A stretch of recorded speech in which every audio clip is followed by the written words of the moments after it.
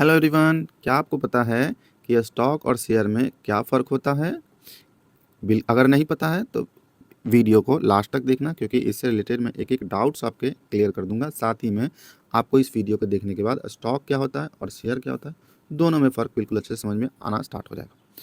तो क्या आपने कभी सुना है कि स्टॉक मार्केट में हमने पैसा लगाया है? बिल्कुल नहीं। हम जब भी पैसा लगाते हैं तो किसमें लगाते हैं? शेयर मार्केट में पैसा लगाते हैं। तो क्या आपने कभी सोचा है कि स्टॉक और शेयर एक ही चीज़ है या फिर अलग-अलग चीज़ है? चलो इस वीडियो में हम लोग बहुत ही ईज़ी लैंग्वेज में इसको समझने की कोशिश करते हैं। तो देखो, सबसे पहले मैं स्टार्ट करता हूँ स्टॉक से, कि स्टॉक हम लोग कहते किसको हैं। तो स्टॉक कहने का मतलब है कि किसी भी कंपनी में तुम्हारा खुद का ओनरशिप कितना है। इससे ये पता चलता है कि उस कंपनी के अंदर कितना परसेंट तुम अपना खुद का ओनरशिप रखते हो, उस कंपनी के कितने परसेंट के तुम मालिक बन चुके हो। मान लो एक एग्जांपल मैं देता हूँ छोटा सा, कि एक कंपनी है जिसका नाम है रिलायंस इंडस्ट्रीज़। रिलायंस इंडस्ट्रीज़ के तुमने 100 शेयर्स खरीद लिए हैं। तो तुम्हारे पास क्या आ चुका है? उस कंपनी का थोड़ा-सा हिस्सा आ चुका है। अब तुम्हारे पास एक स्टॉक है। स्टॉक किस चीज़ का है? वो स्टॉक है रिलायंस इंडस्ट्रीज़ के 100 शेयर्स का स्टॉक है।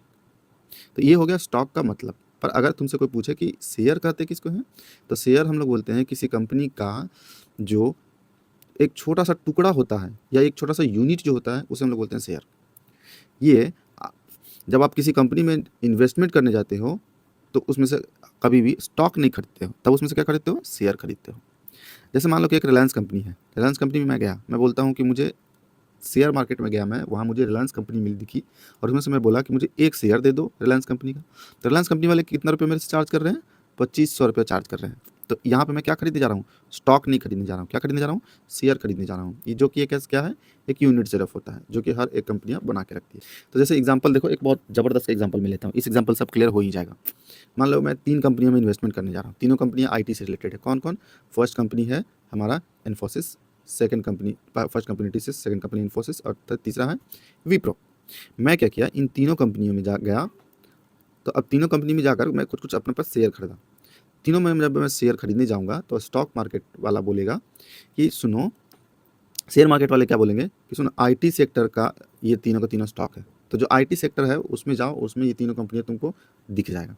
तो मैं उस वाले सेक्टर में जाऊँगा, तो उसमें क्या-क्या दिखेगा मुझे? पहला इन्फोसिस दिखेगा, इन्फोसिस का मैंने 10 शेयर ले लिया। उसके बाद मुझे टीसीएस दिखा, उसका भी मैं 10 शेयर ले लिया और विप्रो दिखा, वो भी मुझे 10 शेयर उसका उठा लिया मैं। तो मैं कह सकता हूँ कि मेरे पास 10 शेयर्स हैं तीनों के। कौन-कौन? टीसीएस के भी, इन्फोसिस के भी, विप्रो के भी। लेकिन अगर तुमसे कहा जाए कि किस चीज़ का स्टॉक है तुम्हारे पास, तो मेरे पास आईटी सेक्टर का स्टॉक है। उस आईटी सेक्टर के टोटल स्टॉक में मेरे पास क्या है? स्टॉक का मतलब सिर्फ छोटा-सा एक डब्बा है, इसके अंदर बहुत सारा शेयर है, हमारा टीसीएस का, बहुत सारा इन्फोसिस का और बहुत सारा विप्रो का। बस यही डिफरेंस होता है। तो ये तो था हमारा ये वीडियो। अगर मान लो इसके बारे में तुम्हें डिफरेंस नहीं भी पता है, तो इससे कोई बहुत ज़्यादा फ़र्क नहीं पड़ने वाला है। अब आप मुझे कमेंट बॉक्स में बताओ कि क्या आपने किसी कंपनी का शेयर खरीदा है? अगर हाँ, तो वो शेयर कैसा है? साथ ही मुझे बताओ कि क्या अब आपको स्टॉक और शेयर में कोई कन्फ्यूजन रह चुका है?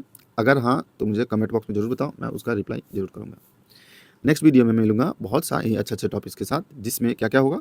पहला तो आईपीओ बताऊँगा, डीमैट अकाउंट कैसे ओपन किया जाता है और साथ ही में स्टॉक मार्केट में हम लोग इन्वेस्टमेंट कैसे स्टार्ट कर सकते हैं।